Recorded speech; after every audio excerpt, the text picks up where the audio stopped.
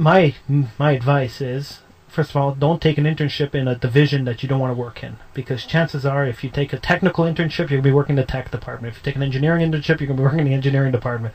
They don't tend to move people around. So when you start somewhere, that's where you end up. So if you want to be in the news, don't take a technical internship. It's the mistake I made. I took a technical internship instead of a news internship, and I'm still stuck in the technical department, because the news department won't even consider you because you're labeled as a techie, and if you're a techie, you're not a news guy. If you're a news guy, you're not a techie. They'd never take a news guy and put him into the tech room. They'd rarely ever take a tech guy and put him into the newsroom. So in other words, pick a specialization. Pick your specialization and go for it. They only take a few interns. A year, except for the technical departments. They always seem to be desperate for interns. But in news or everywhere else, they take a few interns a year, and you have to keep harassing them. Don't think that if you call them every day, they get annoyed with you. If you call them every day, they might call you in. Keep calling, keep bothering them. They get annoyed, these guys, but they don't let you know they're annoyed, and they remember you. Hey, this guy, look, I need someone in the newsroom now. Shoot, who could I call? Well, this guy keeps calling me every day. I have his number here 15 times. Let me call him. Maybe he could do something for me. You call him up, bring him in, train him.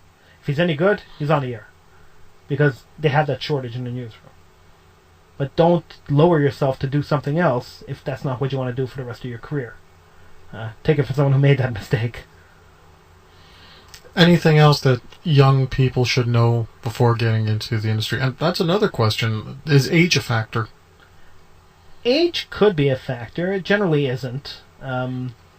Radio tends to be a young industry. If you look around the station, most of the older people are working in sales or in the technical department. But most of the news guys are in their 20s, and the reason for that is because they pay them a lot less than they'd have to pay someone in their 50s.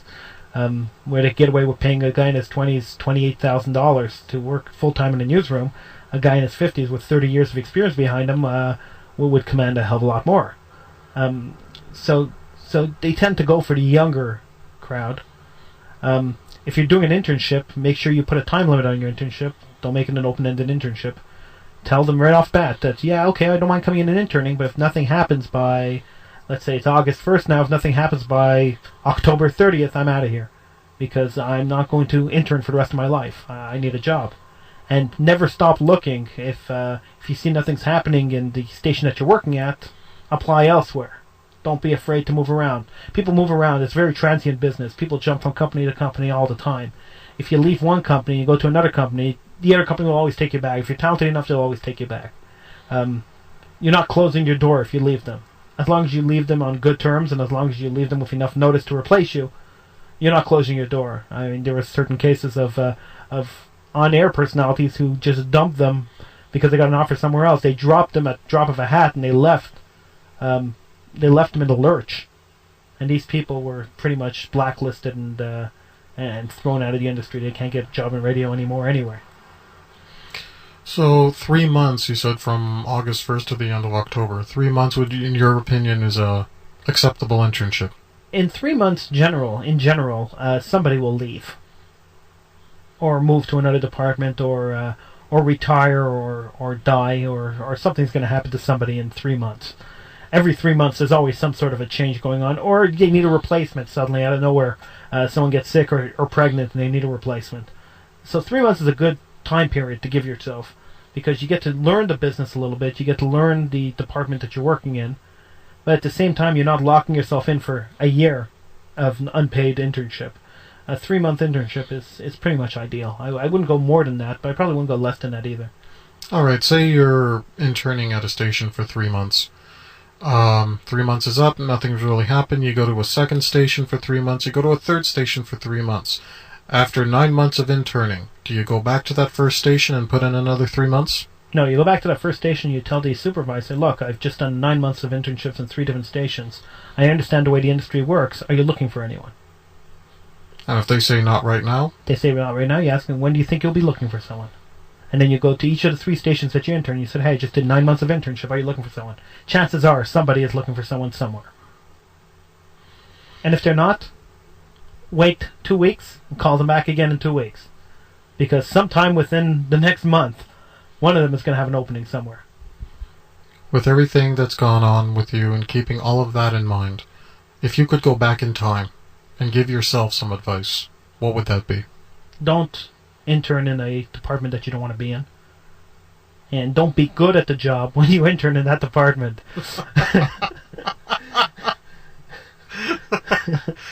So don't be too good. That's right. Yeah, that was the problem I ran into. I've always been a technical guy, and I interned in the technical department when I'm a news guy, and I was good at what I did. And I suddenly, 3 months into the job, I'm training other people, and suddenly I become their major training guy. So anytime they need to train anyone, they're training them through me. So suddenly I become an invaluable employee. And so even if a job opens up in the newsroom, and that's the perfect ideal place for me to move into, the guy in the technical department is going to stop you from moving there because he's going to say, hey, I need him to be training and I need him to be working in the tech department. So suddenly you're stuck in the tech department because even though they don't tell you, and they tell you, okay, we encourage you to move from department to department, in reality the manager's sitting there thinking, well, he's not moving. I'm going to discourage anyone from hiring him into any department because I need him in my department because he's good at what he does here. Howie, it's been really great having you in our studio today. We thank you so much for coming by. I thank you for having me, Frank, and you do an excellent show, really. Thanks, and why don't you give us that website so people know to visit? www.truetalkradio.com. Man, are we still on the air? Yes, we're still on the air. You're right. And thank you again, Howie, for thank being you. Right. Yeah. You're listening to Frank Talks Pleasures and Lifestyles.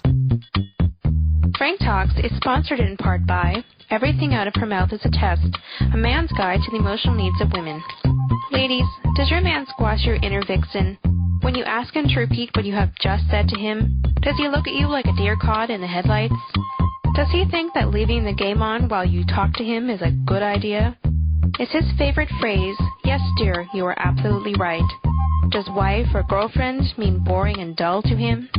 Ladies, don't you wish that he knows what you mean when you ask him if you look fat? Then you need to buy him the book, Everything Out of Her Mouth is a Test, a man's guide to the emotional needs of women. On sale now at franktalks.com.